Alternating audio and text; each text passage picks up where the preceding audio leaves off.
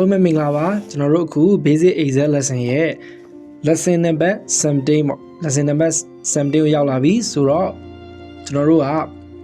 တဖြည်းဖြည်းနဲ့ဒီ basic Excel ပေါ့နော် Excel ကိုလုံရင်းကိုင်နေတဖြည်းဖြည်းနဲ့ Excel ရဲ့တိဆောက်ပုံတွေသဘောပေါက်လိုက်ပေါ့လေဆိုတော့အခုကျွန်တော်တို့17မှာကြတော့ကျွန်တော်တို့ကဒီ sheet တွေအကြောင်းကျွန်တော်ရှင်းပြမယ်ပေါ့နော်sheet ကိုဘယ်လိုမျိုးကျွန်တော် copy ကူးမလဲပြီးတော့ရင်နေရာရွှေ့မလဲပြီးတော့ရင် sheet မှာဒီ sheet name လေးတွေဘယ်လိုပြောင်းမလဲပြီးဒီ sheet tab တွေမှာအရောင်တွေဘယ်လိုထည့်မလဲပြီးတော့ရင်အသစ်ဘယ်လိုထည့်မလဲဖြတ်မလဲပေါ့နော်ဒါမျိုးလေးကျွန်တော်အနေနဲ့ရှင်းပြပေးတော့မှာဖြစ်ပါတယ်အဲ့တော့ပထမဦးဆုံးအနေနဲ့ကျွန်တော်ရှင်းပြချင်တာကတော့ဒီ sheet တစ်ခုကိုကျွန်တော်တို့ရွှေ့လိုက်မယ်ပေါ့ရွှေ့တယ်ဆိုတာကကျွန်တော်တို့ကဒီဦးလက်ရှိဒီ sales ဆိုလို့ရှိရင်ဒါဟာကျွန်တော်တို့ sales ဆိုတဲ့ sheet ဟာထိပ်ဆုံးမှာကျွန်တော်ရှိနေဟုတ်မနော်အဲ့တော့အဲ့ sales ဆိုတဲ့ sheet ကိုကျွန်တော်အနောက်ကိုရွှေ့လိုက်မယ်ရွှေ့တဲ့အခါမှာလဲကျွန်တော်တို့ကဒီပထမရှိနေတဲ့ဒီမူရင်း sheet ကိုလည်းမပြောက်စေချင်ဘူးပေါ့နော်ဆိုတဲ့အခါကျွန်တော်က copy ကူးပြီးရွှေ့လိုက်တယ်ပေါ့ sheet တစ်ခုလုံး copy ကူးပြီးတော့အနောက်ကိုရွှေ့လိုက်မယ်ပေါ့ဒီ sheet 2ရဲ့အနောက်ကိုရွှေ့မယ်ပေါ့ဆိုရင်ဘာတွေကျွန်တော်တို့လိုအပ်တယ်လဲပေါ့ဆိုတဲ့အခါမှာကျွန်တော်တို့အရင်ဆုံးဒီ format ကိုတွားမနော်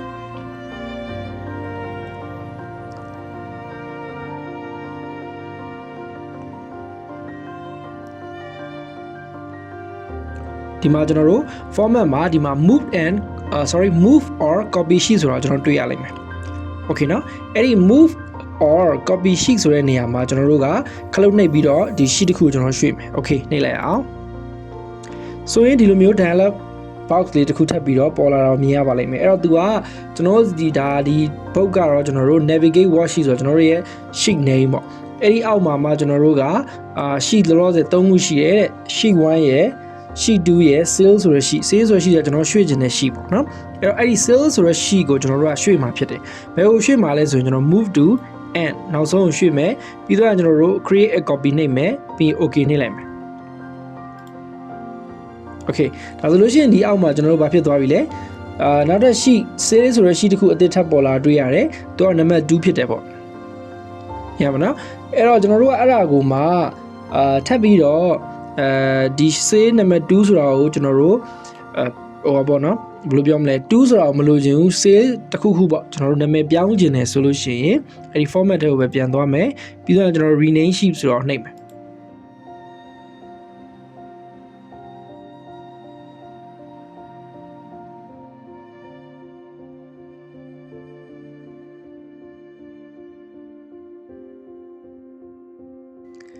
ဆိုရင်ကျွန်တော်ဘာကိုပြောင်းညင်လဲပေါ့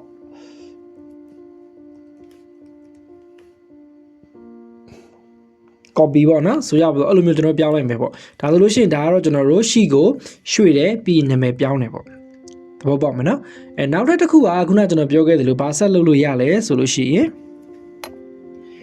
သူ့ကိုကျွန်တော်တို့ color ချဲလို့ရတယ်အဲ့တော့ရိုးရိုး sale နေရာမှာတစ်ခု color တစ်ခုဒီ copy sale နေရာမှာ color တစ်ခုပေါ့ဆိုကြပါစို့အဲ့တော့ဒီ copy ဆိုတဲ့နေရာကိုကျွန်တော် click တစ်ချက်နှိပ်မယ်ပြီးတော့ခုနအတိုင်းပဲ format ကိုသွားမယ်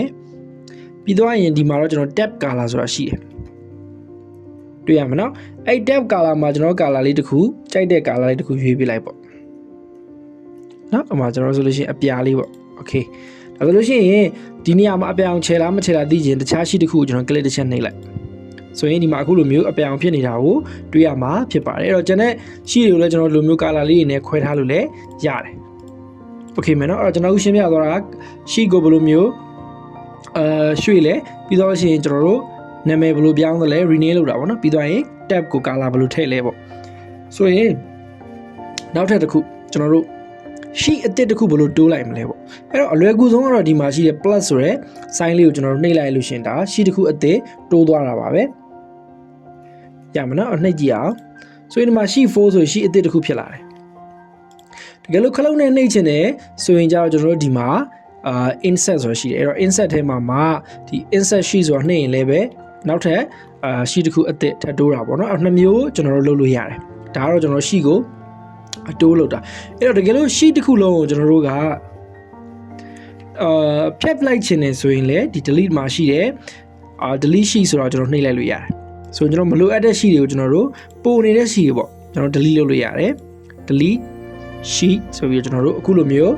ခလုတ်ကလေးတွေ့ရလိမ့်မယ်မြင်မနော်ကျွန်တော်ဒီ delete ထဲမှာရှိတယ် delete sheet ကိုနှိပ်လိုက်လို့ရှိရင်မလိုတဲ့ sheet တွေဟာပျောက်သွားပါလိမ့်မယ်